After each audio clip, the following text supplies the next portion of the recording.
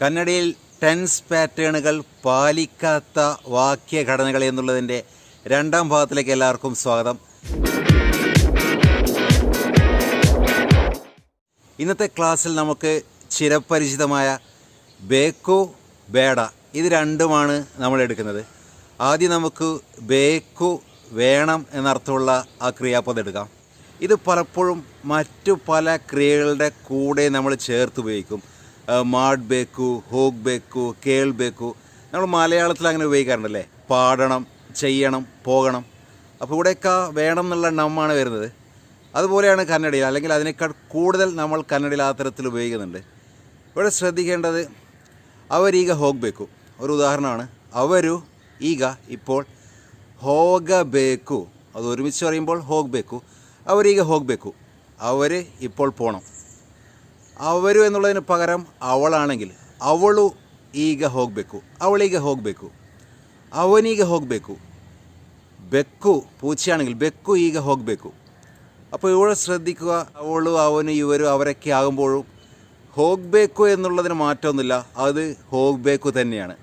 അപ്പോൾ ಹೋಗು എന്നുള്ളതിൻ്റെ കൂടെ ബേക്ക് വരുമ്പോൾ അപ്പോൾ ಹೋಗು തന്നെ ആയിരിക്കണമെന്നില്ല. ഇപ്പോൾ ಮಾಡಬೇಕು, ಹೇಳಬೇಕು പറയണം, ಹೇಳಬೇಕು. ഇതിൻ്റെയൊക്കെ ഹേളും മാടും ഇതിൻ്റെയൊക്കെ കൂടെ ബേക്ക് വരുമ്പോഴും ഈ പറയുന്ന ക്രിയകൾക്ക് ഒരു വ്യത്യാസം വരുന്നില്ല, സബ്ജക്റ്റിനനുസരിച്ച് വ്യത്യാസം വരുന്നില്ല. ഇത് എപ്പോഴും ഓർമ്മിക്കേണ്ടതാണ്. എന്നാൽ എല്ലാ സെൻറ്റൻസുകളിലും ബേക്ക് ഉള്ളത് കൊണ്ട് അതൊരു മെയിൻ ക്രിയ ആവണമെന്നില്ല. ഉദാഹരണത്തിന് അവളു ಬೇಕಂತ ಹೇಳಿದ್ದಾಳೆ, അവളു ಬೇಕು ಅಂತ ಹೇಳಿದ್ದಾಳೆ. അവള് വേണമെന്ന് പറഞ്ഞു. അവൾ വേണമെന്ന് പറഞ്ഞു എന്നുള്ളതിൽ ബേക്കു എന്നവിടെ ഉണ്ടെങ്കിലും വേണമെന്ന് പറഞ്ഞു, ആ പറഞ്ഞു എന്നുള്ളതാണ് അവിടുത്തെ മെയിൻ വേർബ് ക്രിയ. ബേക്കു അന്ത ಹೇಳಿದ್ದಾಳೆ. അപ്പോൾ അവിടെ അവനാണെങ്കിൽ ಬೇಕಂತ ಹೇಳಿದ್ದಾನೆ എന്നാവും, അവരാണെങ്കിൽ ಬೇಕಂತ ಹೇಳಿದ್ದಾರೆ എന്നാവും. അപ്പോൾ ഇവിടെയും നോക്കിയാൽ ಬೇಕಂತ എന്നുള്ളത് ബേക്കു അന്ത, ബേക്കു തന്നെയാണ്. നിങ്ങൾ പലപ്പോഴും ബേക്കു എന്ന് മാത്രമല്ല കേൾക്കുക, ಬೇಕಾಗಿದೆ എന്നും കേൾക്കും. ನನಗೆ നാളെ ഊട്ടി ಹೋಗಬೇಕು, ನನಗೆ നാളെ, കന്നഡയിലെ നാളെയാണ്. ഊട്ടി ಹೋಗಬೇಕು, ഊട്ടിക്ക് പോകണം എന്ന് പറയണമെങ്കിൽ ഇക്ക് എന്നുള്ളതിന് ഗേ എന്നുള്ള വിഭക്തി അവിടെ ചേർക്കണം. ഊട്ടിക്ക് ಹೋಗಬೇಕು എന്നാണ് പറയേണ്ടത്. പക്ഷെ പലപ്പോഴും സംഭാഷണത്തിൽ ഊട്ടി ಹೋಗಬೇಕು എന്നറിയുന്നതും കേൾക്കുക. ನನಗೆ ನಾಳೆ ഊട്ടി ಹೋಗಬೇಕು. ഈ ബേക്കു എന്നതിന് പകരം ಬೇಕಾಗಿದೆ എന്ന് വെച്ചും പറയാം. ನನಗೆ നാളെ ഊട്ടി ಹೋಗಬೇಕಾಗಿದೆ. ഊട്ടി ಹೋಗಬೇಕು അല്ലെങ്കിൽ ഊട്ടിക്ക് ಹೋಗಬೇಕು എന്ന് പറയുമ്പോൾ ഊട്ടിക്ക് പോകണം എന്നൊരു സ്ട്രെയിറ്റ് ആയിട്ടുള്ളൊരു സെൻറ്റൻസാണ്. എന്നാൽ ഊട്ടിക്ക് ಹೋಗಬೇಕಾಗಿದೆ അല്ലെങ്കിൽ ഊട്ടി ಹೋಗಬೇಕಾಗಿದೆ എന്ന് പറയുമ്പോൾ ഊട്ടിക്ക് പോകേണ്ടി വരും, ഊട്ടിക്ക് പോകേണ്ടതുണ്ട് എന്നൊരു ഇഫക്റ്റിലൊരു ചെറിയ വ്യത്യാസമുണ്ട്. സാധാരണ സംഭാഷണത്തിൽ ഏറ്റവും കൂടുതൽ ഉപയോഗിക്കുന്നത് ആ ബേക്ക് വെച്ചുള്ള ആ ഒരു വെറൈറ്റി തന്നെയാണ്. ബേക്കായിതെ വെച്ചല്ല ഏറ്റവും കൂടുതൽ നമ്മൾ ഉപയോഗിക്കുക. എന്നാൽ സ്വാഭാവികമായി സാധാരണ സംഭാഷണത്തിൽ ബേക്കായിതെ വെക്കുന്ന ഒരുപാട് സന്ദർഭങ്ങളുണ്ട്. ഉദാഹരണത്തിന് നമ്മൾ എത്ര പച്ചക്കറി വേണ്ടി വരും, പൈസ എത്ര വേണ്ടി വരും, ഇതെപ്പോൾ തിരിച്ച് വേണ്ടി വരും, ഇങ്ങനെ വേണ്ടി വരും എന്നുള്ള എഫക്റ്റിൽ പലപ്പോഴും സംസാരിക്കും. വേണ്ടതുണ്ട്, വേണ്ടി വരുന്നത്, അവിടെയൊക്കെ ಬೇಕಾಗಿದೆയാണ് ഉപയോഗിക്കാം. ನಿಮಗೆ ಎಷ್ಟು ಕಿಲೋ ತರಕಾರಿಗಳು ಬೇಕಾಗಿದೆ, ಎത്ര ಕಿಲೋ ಪಚ್ಚಕರಿಗಳು വേണ്ടി വരും, ಎಷ್ಟು ಕಿಲೋ ಹಣ್ಣುಗಳು ಬೇಕಾಗಿದೆ, ಇದು ನಿಮಗೆ ಯಾವಾಗ ವಾಪಸ್ ಬೇಕಾಗಿದೆ, ಇದು ನಿಮಗೆ ಯಾವಾಗ ವಾಪಸ್ ಬೇಕಾಗಿದೆ, ഇത് നിങ്ങൾക്ക് എപ്പോഴാണ് തിരിച്ച് വേണ്ടി വരിക, എത്ര കിലോ വേണ്ടി വരും, ಎಷ್ಟು ದುಡ್ಡು ಬೇಕಾಗಿದೆ, എത്ര പൈസ വേണ്ടി വരും. അപ്പോൾ ഇങ്ങനെ വേണ്ടി വരും, വേണ്ടതുണ്ട് എന്നുള്ള എഫക്റ്റിലാണെങ്കിൽ ಬೇಕಾಗಿದೆ എന്നാണ് ചോദ്യത്തിൽ വരിക. ഇത് കൂടാതെ ബേക്കു ഉപയോഗിക്കുന്ന സന്ദർഭങ്ങളിൽ ಬೇಕಾಗಿದೆ ഉപയോഗിക്കുന്നത് പലപ്പോഴും ഈ TV ചാനൽ ചർച്ച, ന്യൂസ്, പത്രങ്ങളിലൊക്കെ കാണാം. അപ്പോൾ രണ്ടും നമ്മൾ അറിഞ്ഞിരിക്കേണ്ട വകഭേദങ്ങളാണ്. അപ്പോൾ ഓർമ്മിക്കുക, ബേക്കു ആയാലും ಬೇಕಾಗಿದೆ ആയാലും സബ്ജക്റ്റിനനുസരിച്ച് ഇതൊരു മെയിൻ ക്രിയയായോ അല്ലെങ്കിൽ ഒരു ക്രിയയുടെ കൂടെ വരുമ്പോഴോ മാറുന്നില്ല. ನನಗೆ ಚಾ ಬೇಕು, ಅವರಿಗೆ ಚಾ ಬೇಕು, ಇವಳಿಗೆ ಚಾ ಬೇಕು. അതുപോലെ തന്നെയാണ് അവರಿಗೆ ചാ ಬೇಕಾಗಿದೆ, അവളിಗೆ ചാ ಬೇಕಾಗಿದೆ എന്നൊക്കെ പറഞ്ഞാലും ಬೇಕಾಗಿದೆ തന്നെയാണ്. ഓർമ്മിക്കേണ്ട വേറൊരു കാര്യം, ಬೇಕಾಗಿದೆ നമ്മൾ പ്രസൻറ്റിൽ നടക്കുന്ന കാര്യവും ಫ್ಯೂಚറുള്ള കാര്യം സൂചിപ്പിക്കാനാണ് ഉപയോഗിക്കുക.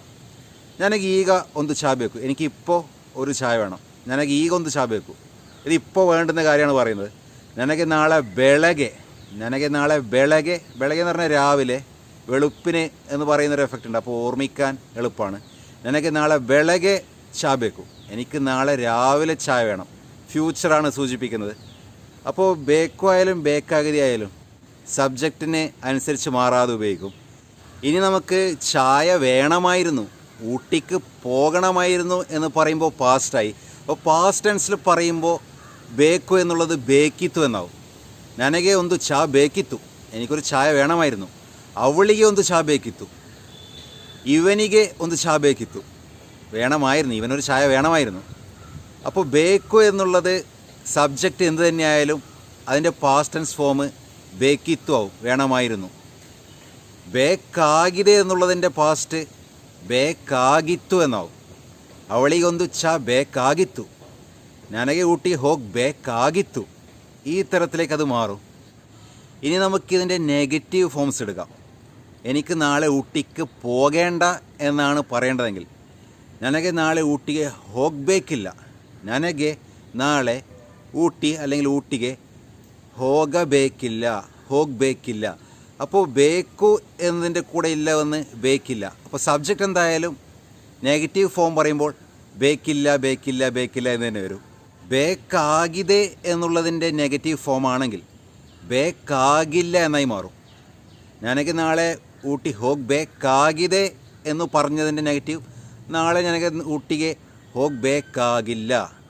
അപ്പോൾ സബ്ജക്റ്റ് എന്തായാലും ബേക്കാകിതയുടെ നെഗറ്റീവ് ബേക്കാകില്ല എന്നാണ് വരിക. ഇനി സബ്ജക്റ്റ് എന്തുമായിക്കൊള്ളട്ടെ, ആരുമായിക്കൊള്ളട്ടെ, ക്രിയകൾ എന്തുമായിക്കൊള്ളട്ടെ, ബേക്കു ബേക്കാകിതയുടെ പാസ്റ്റ് ടെൻസിലുള്ള നെഗറ്റീവ് ഫോം, നമ്മളിപ്പോൾ പറഞ്ഞത് ഫ്യൂച്ചറിലും പ്രസൻറ്റിലും ഉപയോഗിക്കുന്ന നെഗറ്റീവ് ഫോമാണ്. ഇനി പാസ്റ്റ് ടെൻസിലുള്ള നെഗറ്റീവ് ഫോം ആണെങ്കിൽ അത് വരിക ബേക്കു എന്നതിൻ്റെ ബേക്കിരലില്ല എന്ന് വരും. ബേക്കാകിത എന്നുള്ളതിൻ്റെ ബേക്കാകിരലില്ല എന്ന് വരും. ನನಗೆ ഊട്ടിಗೆ ಹೋಗಬೇಕು, എനിക്ക് ഊട്ടിക്ക് പോകണം എന്നുള്ളതിൻ്റെ നെഗറ്റീവ് പാസ്റ്റ് ടെൻസിലാണെങ്കിൽ, ഊട്ടിക്ക് പോകേണ്ടിയിരുന്നില്ല എന്നാണെങ്കിൽ ನನಗೆ ഊട്ടിಗೆ ಹೋಗಬೇಕಿರಲಿല്ല. അപ്പോൾ ബേക്കു എന്നതിൻ്റെ നെഗറ്റീവാണ് പാസ്റ്റ് ടെൻസിൽ ബേക്കിരലില്ല എന്ന് വന്നത്. ನನಗೆ ഊട്ടിಗೆ ಹೋಗಬೇಕಾಗಿದೆ എന്നുള്ളതിൻ്റെ നെഗറ്റീവ് പാസ്റ്റ് ടെൻസിലാണെങ്കിൽ ನನಗೆ ഊട്ടിಗೆ ಹೋಗಬೇಕಾಗಿರಲಿಲ್ಲ എന്ന് വരും. അപ്പോൾ വളരെ കൃത്യമായി പറയുമ്പോഴാണ് അങ്ങനെ. പക്ഷെ പലപ്പോഴും സംസാരത്തിൽ നെഗറ്റീവ് പറയുമ്പോൾ ನನಗೆ ഊട്ടിಗೆ ಹೋಗಬೇಕಾಗಿರಲಿಲ್ಲ എന്നോ ഊട്ടിಗೆ ಹೋಗಬೇಕಿರಲಿಲ್ಲ എന്നോ കേൾക്കാം.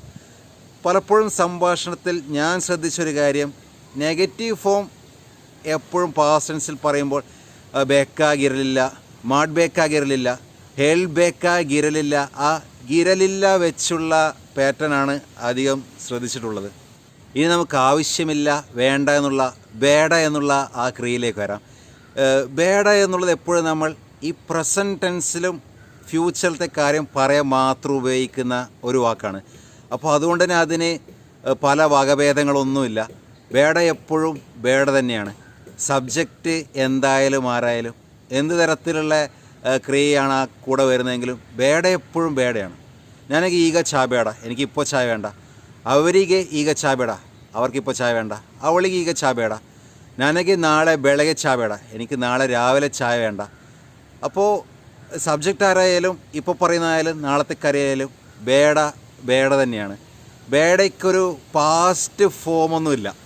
പിന്നെ പാസ്റ്റിൽ പറയണമെങ്കിൽ നിന്നെ അവൾ ಬೇಡಂತ ಹೇಳಿದ್ದಾಳೆ, നിന്നെ എന്ന് പറഞ്ഞാൽ ഇന്നലെയാണ്. നിന്നെ അവൾ ಬೇಡ ಅಂತ ಹೇಳಿದ್ದಾಳೆ, ഇന്നലെ അവൾ വേണ്ട എന്ന് പറഞ്ഞു. ഇവിടെ നോക്കിയാലും ബേഡയായി തന്നെയാണ് നിലകൊള്ളുന്നത്. അപ്പോൾ ബേഡയെക്കുറിച്ച് അത് ഓർമ്മിച്ച് വെക്കുക. കന്നഡയിൽ ടെൻസ് പാറ്റേണുകൾ പാലിക്കാത്ത വാക്യഘടനകൾ എന്നുള്ള ടോപ്പിക് തീരുന്നില്ല. ഇത്തരത്തിലുള്ള കുറച്ചും കൂടെ പാലിക്കാത്ത വാക്യഘടനകളുണ്ട്. അപ്പോൾ തീർച്ചയായും വരുന്ന ക്ലാസ്സുകൾ പറയാം. എല്ലാം നിങ്ങൾ കൃത്യമായി കാണുക. കൂടാതെ മുമ്പത്തെ ക്ലാസ്സിൽ പറഞ്ഞ പോലെ വെവ്വേറെ പ്ലേലിസ്റ്റുകളായി ഇംഗ്ലീഷ് കന്നഡ ക്ലാസ്സുകൾ കൊടുത്തിട്ടുണ്ട്. ഈ ക്ലാസ് കന്നഡ ടെൻസസ് എന്നുള്ള പ്ലേലിസ്റ്റിലും കാണാം, കന്നഡ ക്ലാസ്സസ് അല്ലെങ്കിൽ കന്നഡ ലെസൺസ് എന്നുള്ള പ്ലേലിസ്റ്റിലും കാണാം. വേണ്ടുന്ന പോലെ എടുത്ത് നിങ്ങൾ കണ്ട് ഓർമ്മ ഒതുക്കുക. ഭാഷ കന്നഡ പഠിക്കാൻ താല്പര്യമുള്ളവർക്ക് ഷെയർ ചെയ്ത് കൊടുക്കുക. ഉടനെ അടുത്ത ക്ലാസ്സിൽ കാണാം. ബൈ.